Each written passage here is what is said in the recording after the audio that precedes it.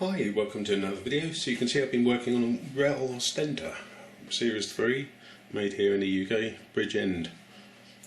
So this one was dead, no sound coming out of the sub. I've stripped it down, checked all the MOSFETs and transistors. The only thing I could find was a couple of dry joints. The cabinet with the speaker was too heavy. Lovely cabinet.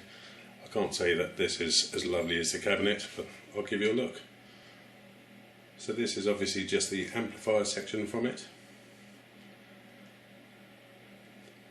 There's the various inputs and various selectors over there.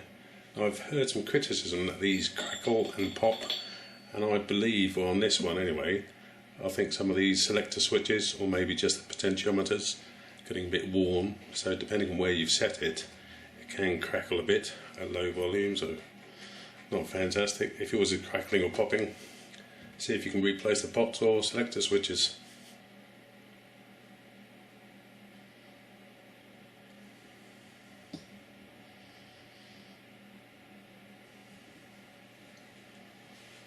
Let me give you a look at the inside. So I had one speaker connected to it, a little 25 watt speaker. It was nowhere near man enough to test this and put it through its paces, but it just gives me some sound. So that's the selector board at the top. This board has got a preamplifier, certainly some circuits behind it. This one up the back here. If you want to strip it down, unfortunately these two humongous capacitors bolt on. They're 100 volt, 10,000 microfarad each. That's the only good thing about this amp, I reckon. Big, hefty toroidal power supply, two hefty capacitors. And I think that's something like a 25 amp bridge rectifier. Two internal fuses, so if yours have blown, then something is short circuit. These weren't blown, yet we had no sound. So there's two N-channel MOSFETs on the heatsink. Two down there, and hopefully you can see on the other side another two. It's a bit of a bugger to strip down, but certainly I think these are over £1,000 to buy or to replace, so certainly worth having a look. So 4 MOSFETs, 2 N-channel, 2 P-channel, NPN and PNP drivers, but they've got surface mount transistors scattered everywhere, and over in this corner, see if I give you a better look.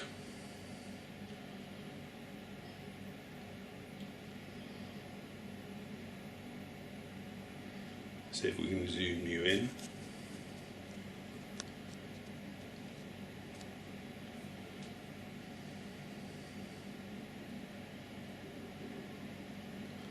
You see down there, this is heavy transformer wire.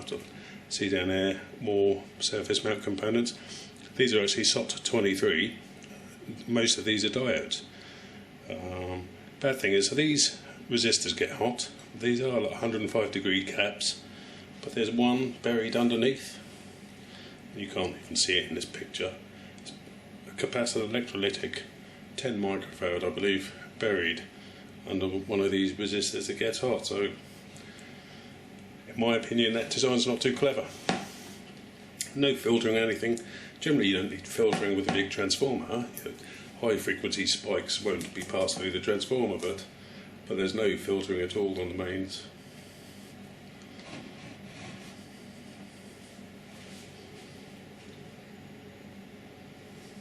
So if you want to know what you get for your money, that's it.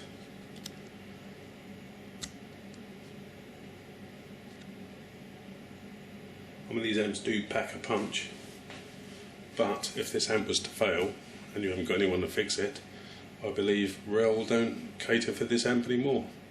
I understand you can't get spares, so that'd be very disappointing if that's true, because as I say, these are over £1,000. This is obviously the track side of the amplifier, and you can see these driver transistors get hot. You can see the board has been burning.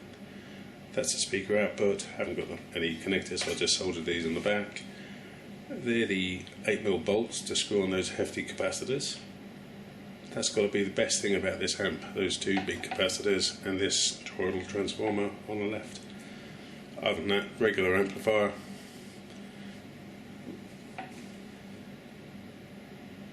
And if I zoom back over here, you can see just pretty cheap selector switches, if you ask me. And this is the only fault I could find with this amp, those two big ceramic resistors. So the dry joints here, you can see they've been burning.